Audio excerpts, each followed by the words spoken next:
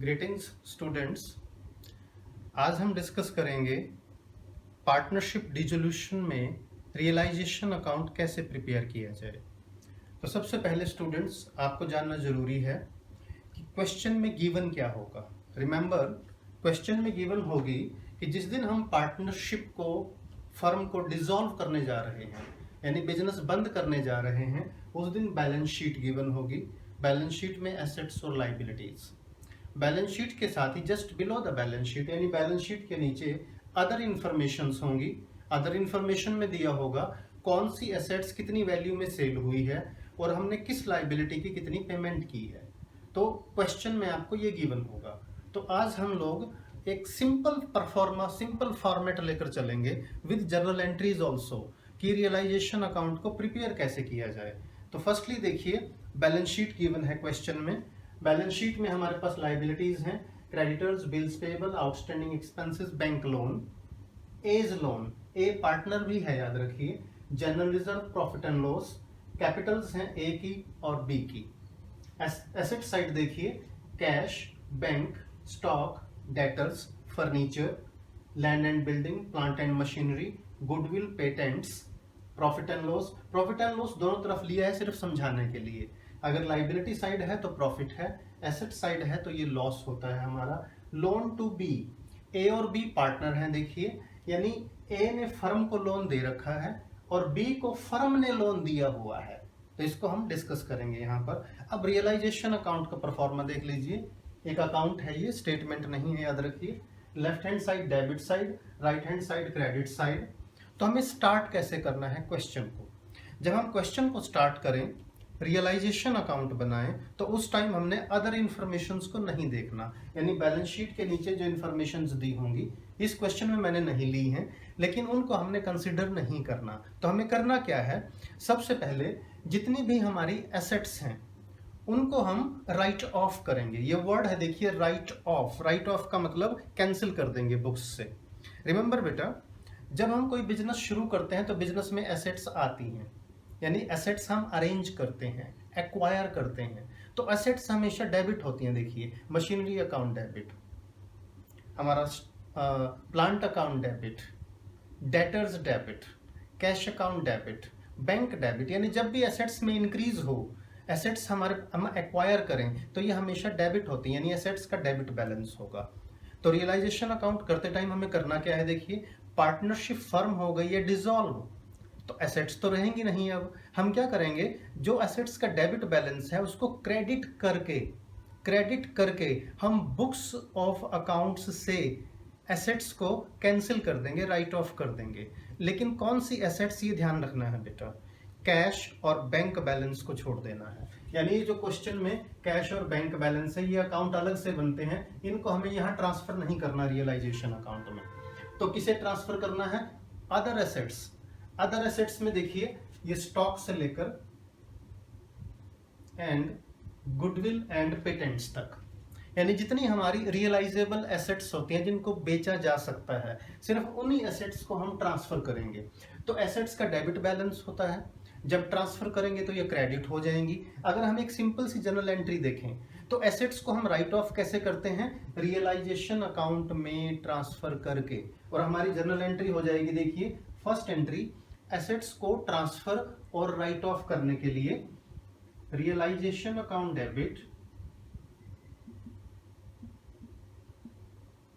To assets. जिस भी asset का नाम है वो नाम लिखा जाएगा। फर्नीचर है तो टू फर्नीचर, डेटर्स हैं तो टू डेटर्स, स्टॉक हैं तो टू स्टॉक। ये हमारी जनरल एंट्रीज होती है। स्टूडेंट्स ध्यान रखें, आजकल जो एग्जामिनेशन पैटर्न है उसमें जनरल एंट्रीज ज़्यादा आती हैं, तो अकाउंट्स के से ज़्यादा आपको जनरल एंट्रीज की अंडरस्टैंडिंग होनी चाहिए, यानी जनरल एंट्री पास करनी आनी चाहिए। तो देखिए, realization account debit to assets, इसकी पोस्टिंग करके देखिएगा। Realization account debit to stock, to debtor, to furniture, to land building, to plant and machine, to goodwill, patents. Goodwill को ध्यान से देखिएगा बेटा, एडमिशन और रिटायरमेंट वाले चैप्टर में गुडविल को हम कैपिटल अकाउंट में ट्रांसफर करते हैं, लेकिन ये पार्टनरशिप डिसोल्यूशन है, डिसॉल्व हो रही है फर्म, कैपिटल अकाउंट में नहीं। इसे कैंसिल करेंगे कहां पर, रियलाइजेशन के डेबिट में लिखकर। तो हमने एसेट्स को ट्रांसफर कर दिया रियलाइजेशन अकाउंट के डेबिट में। अब लाइबिलिटीज का क्या करें?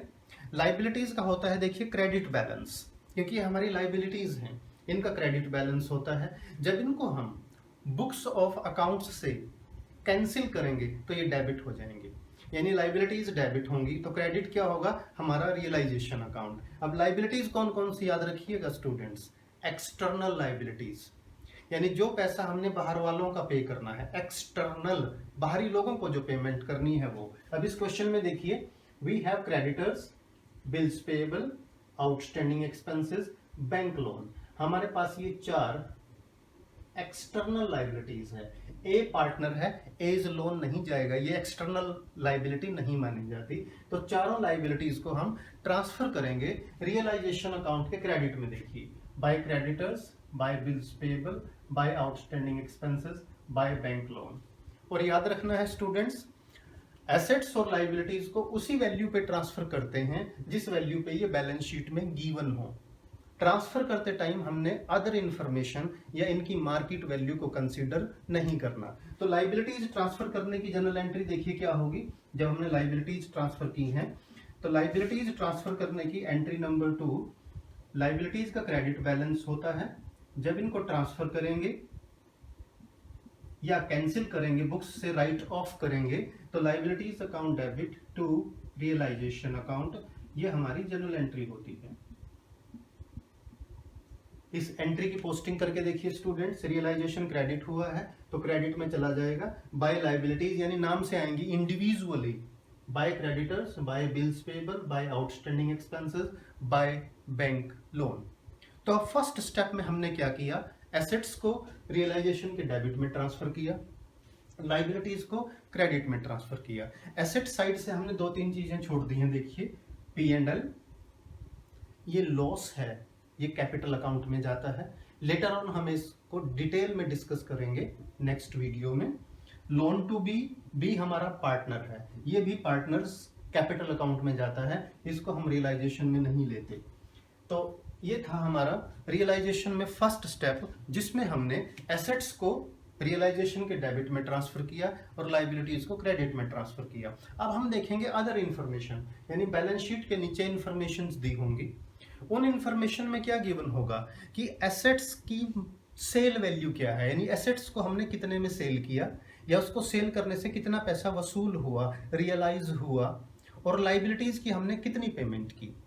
तो अदर इंफॉर्मेशन में जैसे ही हमारी एसेट्स और लाइबिलिटी एसेट्स सेल होंगी तो हमारी जनरल एंट्री क्या होगी स्टूडेंट्स? देखिएगा, मान लो क्वेश्चन में हम बना रहे हैं बैंक अकाउंट, तो जब भी हमारी कोई एसेट सेल होगी तो हमारा बैंक बैलेंस अप हो जाएगा, इंक्रीज हो जाएगा। एंट्री नंबर 3 देखिए, एसेट्स की सेल की एंट्री, बैंक अकाउंट डेबिट, यानी जब भी कोई एसेट सेल होगी हमारा बैंक बैलेंस इंक्रीज हो जाएगा। टू एसेट नहीं लेंगे बेटा, क्योंकि एसेट्स को तो हम पहले ही क्रेडिट कर चुके।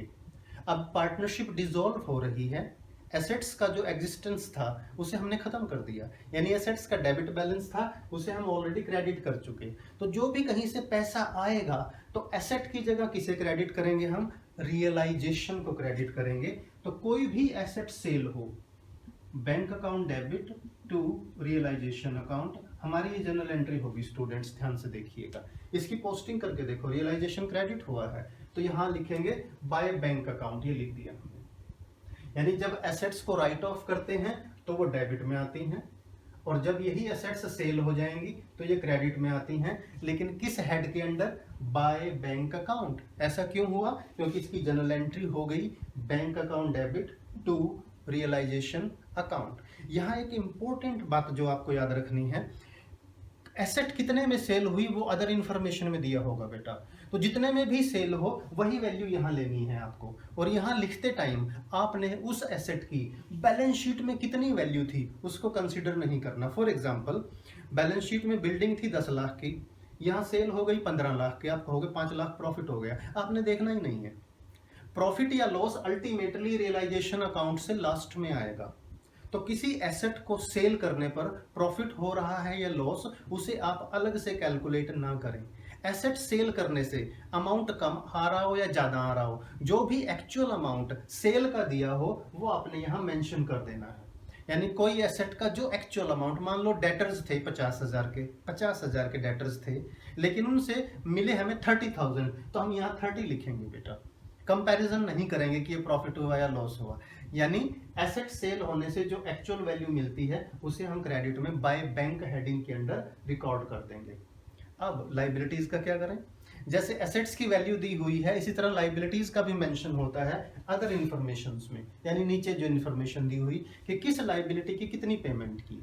लाइबिलिटी पे भी वही रूल अप्लाई होगा कि लाइबिलिटीज को किसी को ज्यादा भी पे कर सकते हैं, कम भी पे कर सकते हैं। उस पर हमने प्रॉफिट एंड लॉस सर्च नहीं करना, ना उस पर ध्यान देना है। अगर किसी को ज्यादा पेमेंट दी हो तो ज्यादा दे दो, क्योंकि जो क्वेश्चन में दिया हुआ है हमें एज इट इज करना है। और अगर किसी को कम पेमेंट दी है तो कम पेमेंट कर दो।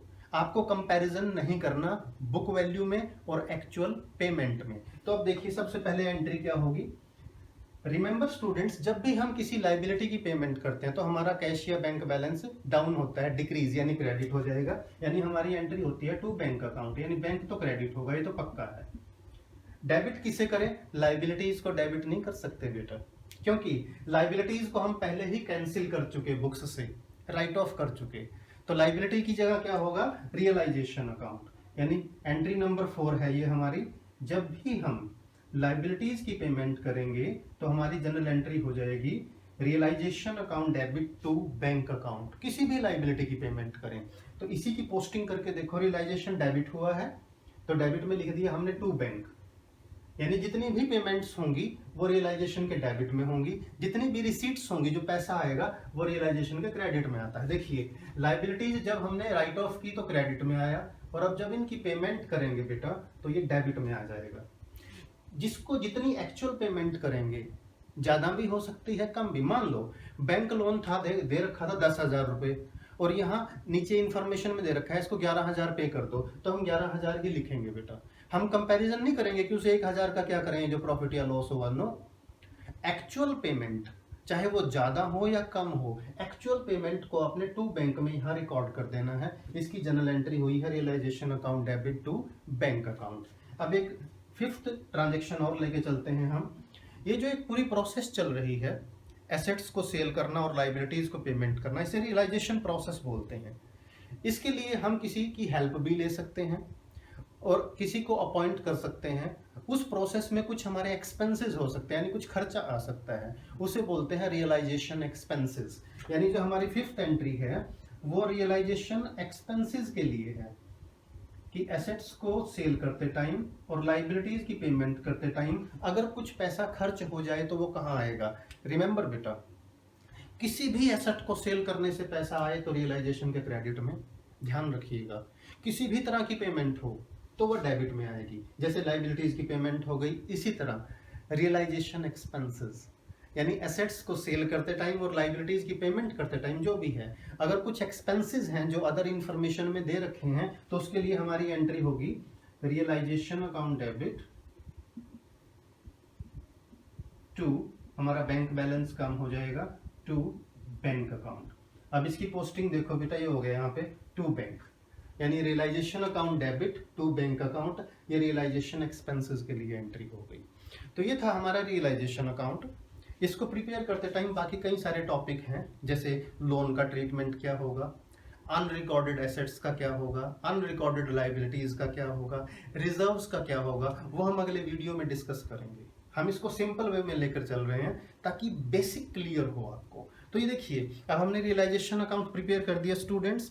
अब डेबिट और क्रेडिट का कंपैरिजन करेंगे। डेबिट साइड अगर ज्यादा है टोटल क्रेडिट से तो लॉस होता है, और अगर क्रेडिट ज्यादा है तो प्रॉफिट होता है। ये तो अकाउंटेंसी का रूल है बेटा। देखिए, ये एक नॉमिनल अकाउंट है, याद रखिए। क्रेडिट ज्यादा है तो प्रॉफिट, डेबिट ज्यादा है तो लॉस। हम इसमें मान के चल रहे हैं कि रियलाइजेशन अकाउंट की डेबिट साइड ज्यादा है, तो डेबिट क्रेडिट से जितनी ज्यादा है वो हो गया हमारा लॉस, और लॉस को ट्रांसफर करेंगे पार्टनर्स कैपिटल्स में। किस रेशो में? प्रॉफिट शेयरिंग रेशो में। तो by loss transferred to A's capital, B's capital. तो ये पार्टनर्स की profit and loss sharing ratio जो है उसमें ट्रांसफर हो गया। अब लॉस ट्रांसफर करने की भी जनरल एंट्री देख लें आप।